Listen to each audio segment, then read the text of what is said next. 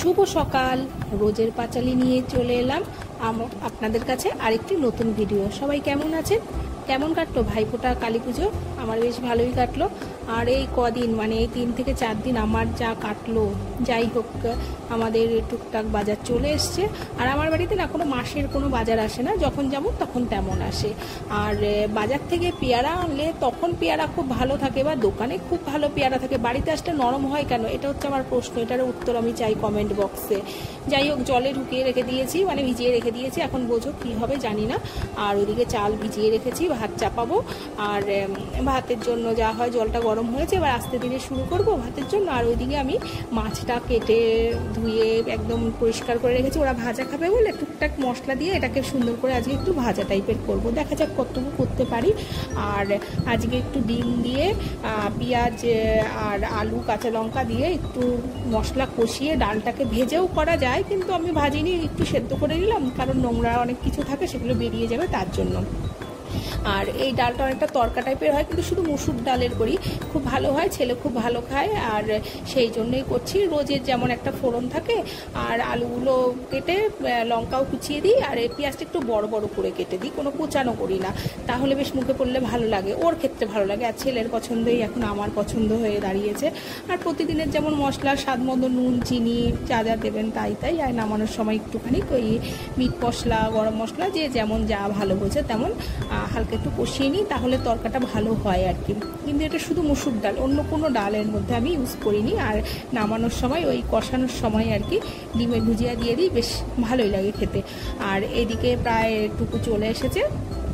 টুকু চারপাশের প্রচুর কাজ জমেছে, কারণ কালকে টুকু ছুটি ছিল, ও ভাইফোঁটায় গেছিলো।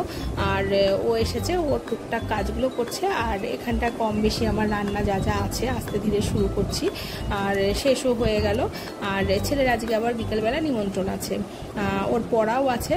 আর টুকুর কাজ প্রায় করতে করতে প্রচুর গল্প, আমাদের গল্প শেষ হয় না, গল্প করতে করতে টুকুর এদিকে কাজও হয়ে গেল, আমি এদিকে রান্না কমপ্লিট করে ফেললাম। আর এই যে সেই পরিষ্কার পরিচ্ছন্ন বাসন।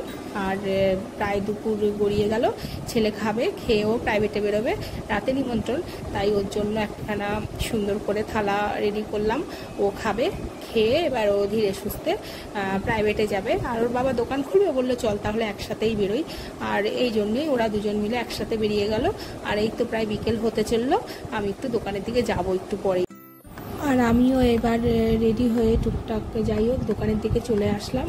আর এই সেই দোকান, এখানটায় একটু ছোট্ট করে ভিডিও দিলাম। আর সত্যি বলতে কি, আমার কসমেটিক্সের দোকান যাই হোক না কেন, আমার বলতে বরের দোকান, কিন্তু আমার না বাচ্চাদের খেলনাগুলো দেখতে খুব ভালো লাগে, কত রকমের খেলনা। আমি কেন জানি না, আমি ওদের বিল্ডিং বক্সগুলো দেখতে ভালোবাসি, ওদের ছোট ছোট হেলিকপ্টারগুলো ভালো লাগে, আমার বলগুলো ভালো লাগে, কেন জানি না আমার ওদের খেলনাগুলো খুবই ভালো লাগে। যাই হোক, আমি মাঝে মাঝেই না পেছনে, মানে আমাদের একটা ছোট গোডাউন টাইপের আছে, সেখানটায় এসে আমি এদের খেলনাগুলো দেখতে থাকি, কেন জানি না। আর এখান থেকে আমি আরেক জায়গায় যাব, ওই আমার একটা শাড়ি ফলস পিকো করা আছে, ব্লাউজ আছে, সেগুলো আনতে যাব।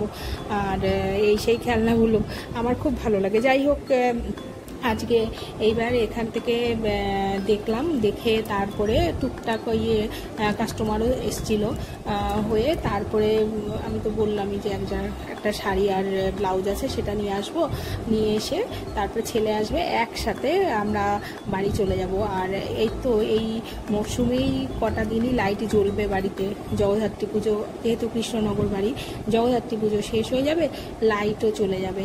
আর এ কয়দিন বাড়িতে টানা আমাদের লাইট জ্বলবে। আর আমাদের কেন, এখানে প্রত্যেক কটা বাড়িতেই ভীষণ পরিমাণে আলো লাইট, যাই হোক এই জন্য আর লাইট টাইট বন্ধ করছি না।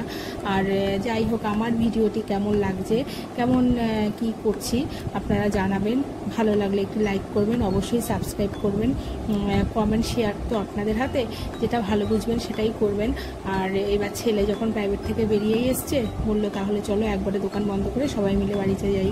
তো ওইদিকে দোকানটা গোছাচ্ছিল, আর আমি বাইরে দাঁড়িয়েছিলাম। আর এবার ধীরে ধীরে বাড়ির দিকে যাচ্ছি। আর ওই যে বললাম, লাইট এখন আর বন্ধ হবে না, টানা লাইট জ্বলবে জগদ্ধাত্রী পুজো পর্যন্ত। আর এবার ঘরে যাই, টুকটাক কাজগুলো শাড়িটাই রাখি, নতুন শাড়ি যেটা কিনেছিলাম ফলস পিকোর জন্য রাখি, রাতের জন্য তৈরি হয়ে এবার